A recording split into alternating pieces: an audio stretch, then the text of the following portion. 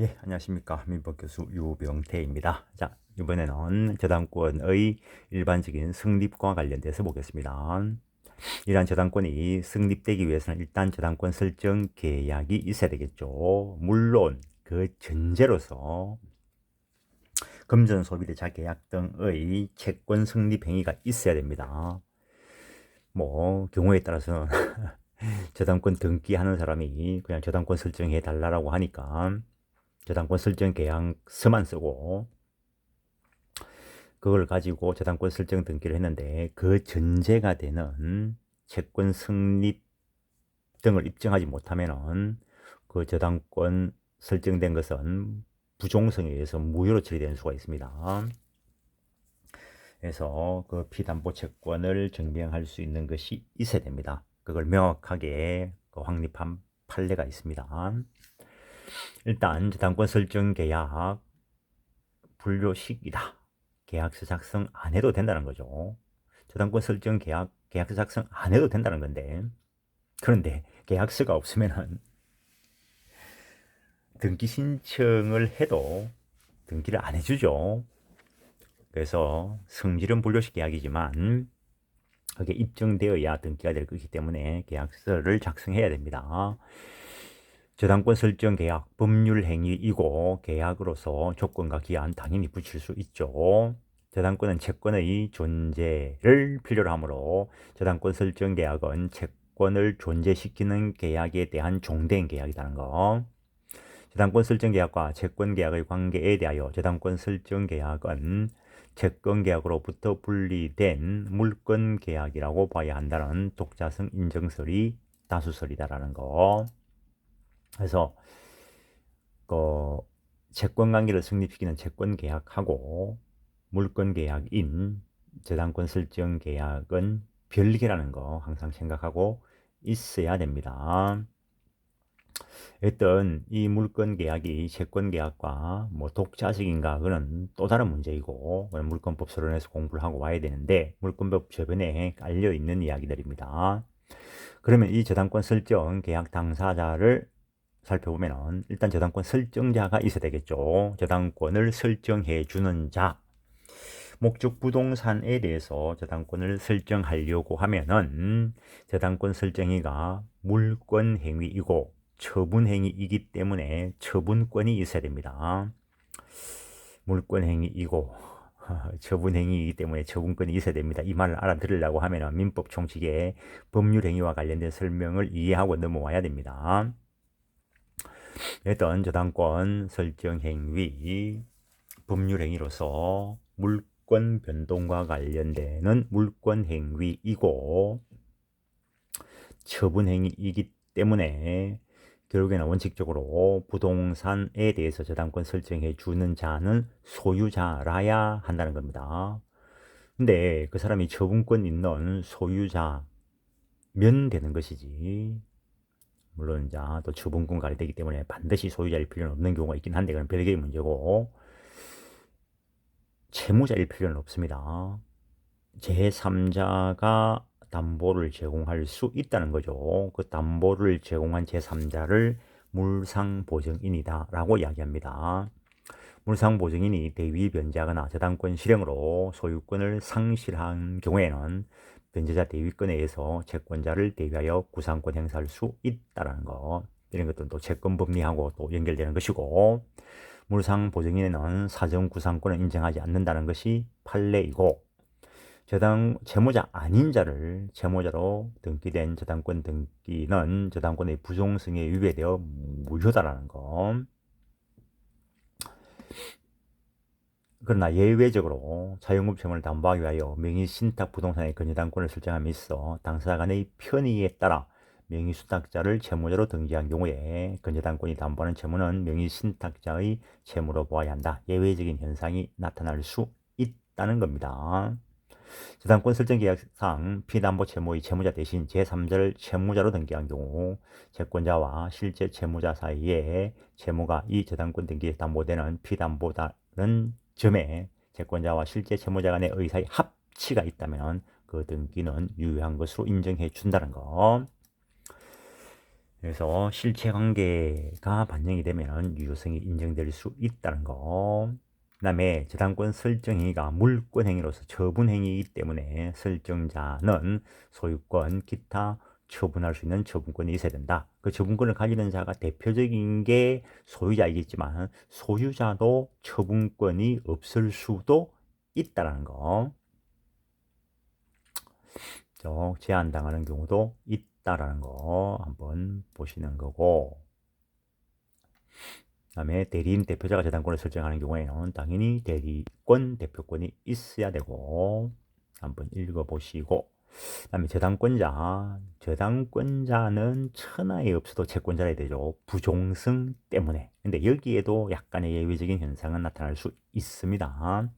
채권과 그를 담보하는 저당권은 담보물건의 부종성에 의해서 원칙적으로 주체를 달리할 수 없다. 그런데 채권 담보를 위하여 저당권을 설정하는 경우 제3자 명의로 저당권 등기를 하는 데 대하여 채권자와 채무자 제3자 사이에 합의가 있고, 나아가 그 제3자에게 그 채권이 실질적으로 기속되었다고 볼 수 있는 특별한 사정이 있다면 제3자 명의의 저당권도 유효성이 인정된다라는 거. 그 다음에 저당권 설정 등기가 있어야 됩니다. 저당권 자체는 관념상으로 존재하기 때문에 반드시 공시되어야 한다라고 이야기했죠. 저당권 설정 등기 있어야 된다. 이때 등기의 위치를 물권행위라는 법률 행위의 성립 요건으로 볼 것이냐, 효력 요건으로 볼 것인가에 대해서도 논의가 있습니다. 여기서 성립 요건, 효력 요건 이 말도 알아들으려면 민법 총칙이 공부되어야 됩니다. 물론 또 한 분은 별개의 요건이다 이렇게 보시는 분도 계십니다. 그리고 동일 목적물 위에 성립한 저당권과 다른 물권의 우열관계는 등기의 선의에 의하게 된다는 거. 등기사항은 채권자, 채무자, 그 다음에 채권액, 이거는 반드시 기록까지 되어야 됩니다. 변제기 이자, 이자의 발생 시기와 지급 시기, 원본 또는 이자, 지급 장소, 저당권 효력 범위에 관한 약정, 또는 채권 조건부인 때는 그 조건 내용 등 이런 것들이 등기 대상이 될 수 있다라는 거. 다음 저당권 설정 등기 비용은 당사자 사이에 특약이 없으면은 채무자가 부담하는 것이 원칙이다 라는데, 이것 때문에 문제가 있어가지고 지금 요거는 그 채권자 등기 비용 채권자가 부담하는 것이다 라고 해야 됩니다. 요걸 뭐 교재에 반영을 안 했네요. 누군가가 잘못됐다 그래가지고 소송을 제기해가지고 수익자 원칙에 의해서 채권자가 저당권 설정 비용을 부담하는 것으로 변경되었다라는 거.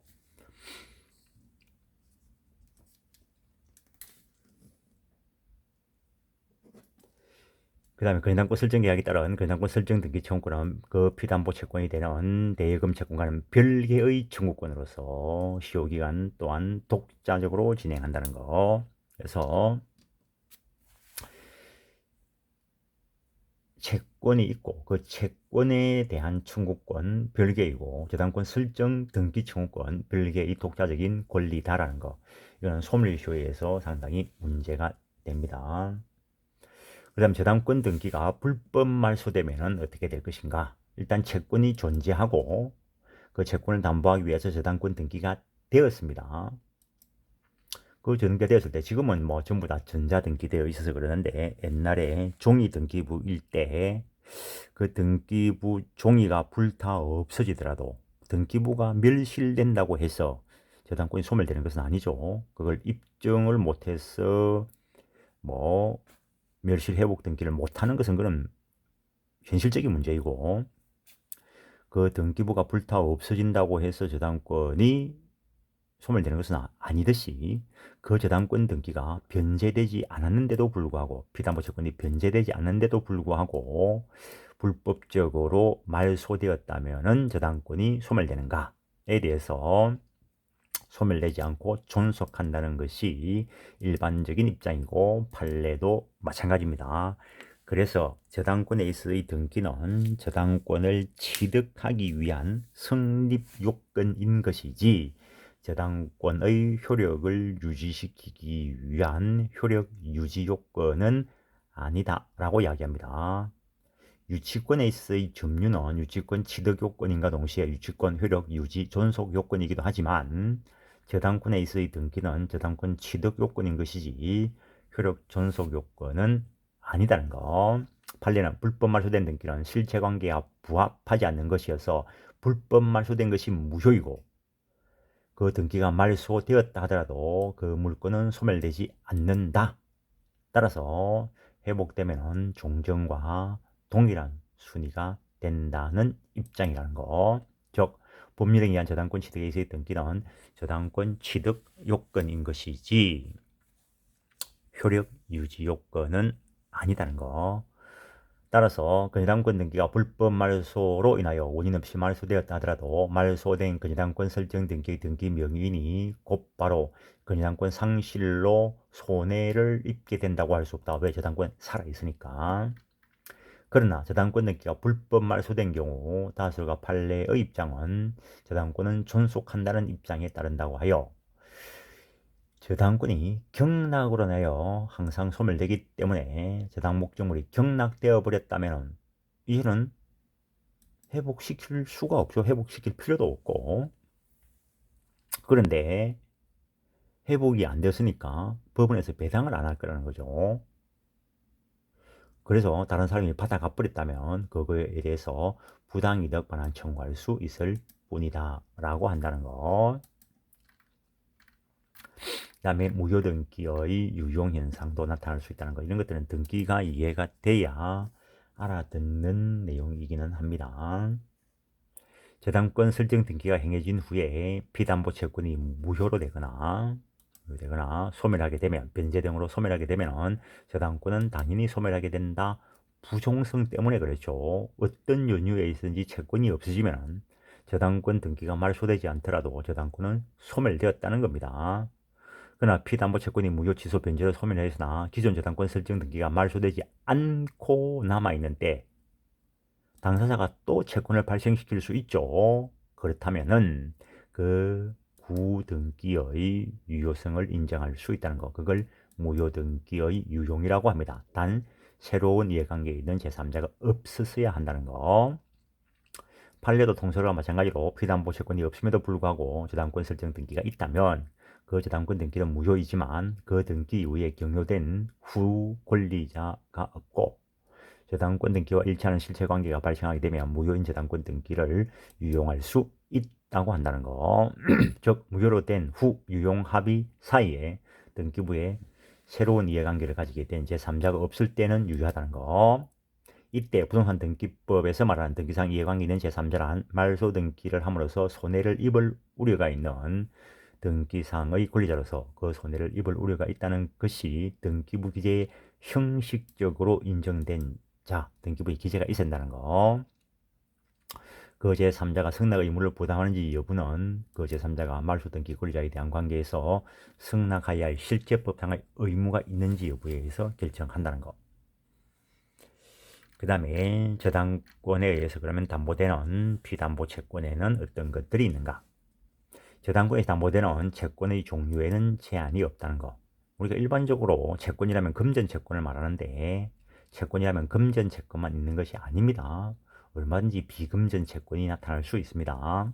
그래서 종류에 제한이 없고 일반적으로는 금전 채권이겠지만 금전 이외의 채권, 예컨대 물건 인도 청구권도 결국에는 그에 따른 채무를 이행하지 않게 되면 손해배상 채권으로 될 것이기 때문에 비금전 채권도 저당권에서 담보되는 피담보 채권이 될 수 있다는 거. 그런데 등기부에 기록되는 것은 그 채권 평가액을 기재해야 된다는 거. 채권의 일부가 무효인 경우에, 채권 전부가 무효인 경우에는 부송성 때문에 저당권 말소 등기 없이도 저당권은 당연히 소멸되지만 채권 일부가 무효인 경우에는 나머지 채권에 대한 관계에서 저당권은 그대로 유효하다는 거. 그 다음에 채권 일부나 수개의 채권도 하나의 저당권의 비담보 채권이 될 수 있다는 거. 물론 채권자가 서로 다른 수개의 채권도 하나의 저당권에 의해서 담보될 수 있는데 이거는 물권법 소유권 쪽에서 공동 소유를 공부하는데 그에 준하는 준공유 관계가 된다는 거. 그 다음에 장래 채권도 피담보 채권이 될 수 있습니다. 장래에 발생할 특정의 채권을 담보하기 위하여 저당권 설정해 둘 수 있습니다. 장래에 발생하게 될 손해배상 채권을 담보할 목적으로 저당권을 설정해 둘 수도 있습니다. 예컨대 장래에 발생할 수 있는 보증인의 주체물에 대한 구상권을 담보할 저당권을 설정할 수 있고, 그다음 특히 정감 변동하는 불특정 채권을 담보하기 위한 특수한 저당권으로서 근저당권이라는 것도 있습니다. 다음 저당권의 객체, 그럼 저당권의 대상이 되는 것에는 어떤 것들이 있는가라는 거죠. 민법상 인정되는 저당권의 객체, 그냥 물건으로 보면 부동산이다라고 이야기합니다. 등기 등록에 의해서 공시될 수 있는 부동산이다라고 하는데, 구체적으로 들어가면 부동산 소유권, 그리고 지상권, 전세권이 다 저당권의 대상이 됩니다. 소유권에 대한 저당권은 등기부 얼구에 독립등기로 기재가 되고, 지상권, 전세권에 대한 저당권은 등기부 얼구에 지상권, 전세권 등기에 부기하는 부기등기로 실행될 뿐인 것이지, 지상권과 전세권도 저당권의 대상이 될 수 있다는 것. 공유지분의 법적 성질을 소유권의 불량적 일부로 봅니다. 그래서 그 지분 위에 저당권이 설정될 수 있다는 거. 그 다음에 민법 이외에 특별법에서 인정되는 것들, 등기된 선박, 그 다음에 임목법상 등기된 임목 이야기하는 겁니다.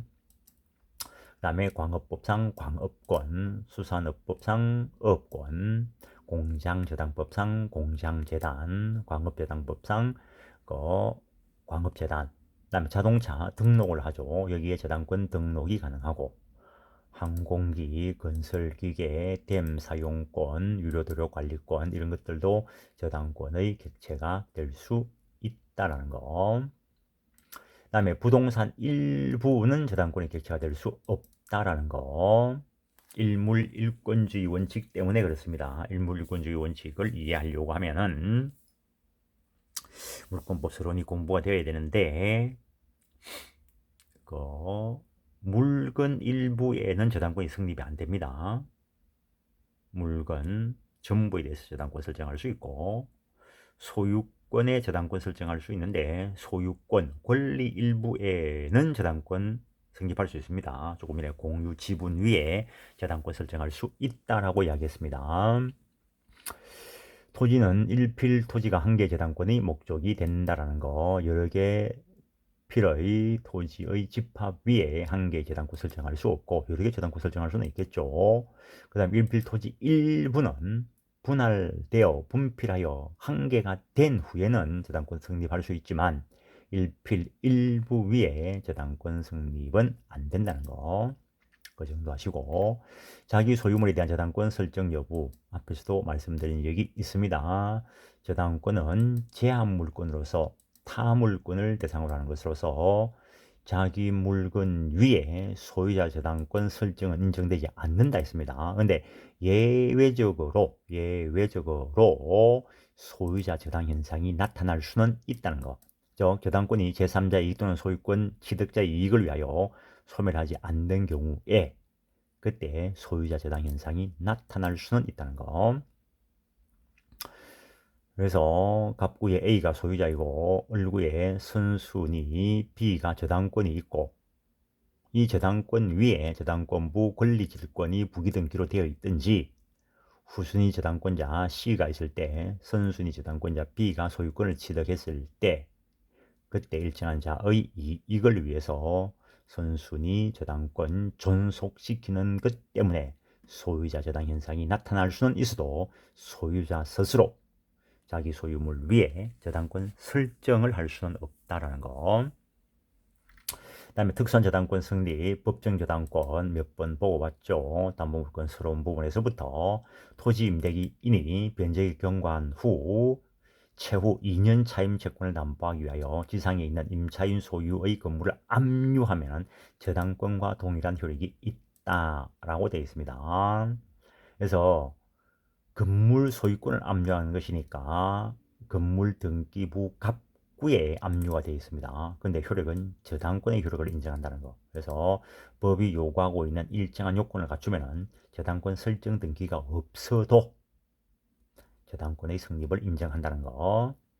그 다음에 저당권 설정 청구권은 도급계약과 관련되어서 규정되어 있는 것인데, 부동산 공사의 수급인은 그 공사 보수에 관한 채권을 담보하기 위하여 그 부동산을 목적으로 해서 저당권 설정을 청구할 수 있다.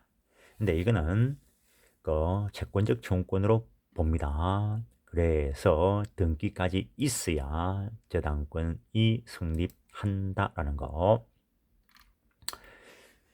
네, 그 정도 하겠습니다. 나머지 부분 한번 읽어보시고 다음 시간에 저당권의 효력을 보겠습니다. 이번 시간은 여기까지 하겠습니다. 수고하셨습니다.